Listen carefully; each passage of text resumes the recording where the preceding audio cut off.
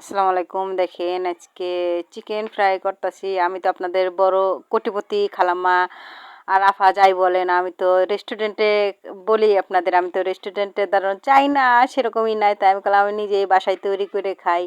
বেশিরভাগ জিনিস আমি বাসায় তৈরি করে খাই। যে আমি ধরেন চিকেন ফ্রাই করতেছি, মাশাআল্লাহ দিলে রেস্টুরেন্টের মতনই হয়েছে, অনেক সুন্দর মুসমুসে হয়েছে।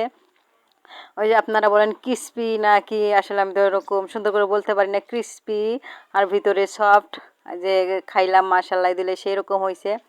তাই আমি তো বাসায় তৈরি করেই খাই। আপনাদের ওই যে এক কথাই বললাম, কোটিপতি খালাম্মা, রেস্টুরেন্টে যেতে পারবো না, আমি এর লেগে বাসায় তৈরি করে খাই। মাশাআল্লাহ দিলে সুন্দর হয়েছে, তাই আপনাদের সাথে একটু ভিডিও করলাম। আসলে অত অত সুন্দর করে এক কথাই আমার ভালো করে আপনাদের মতো বুঝিয়ে আমি বলতে পারি না। তাই আমি দেখেন সুন্দর করে ভাজছি। এখন দুই ছেলেরে দেব, আর আমরা দুজনে খাবো, আমি আর আমার বা ছেলেদের আব্বা, বুঝছেন।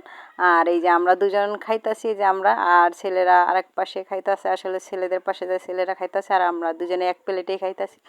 হয়তো গরিবের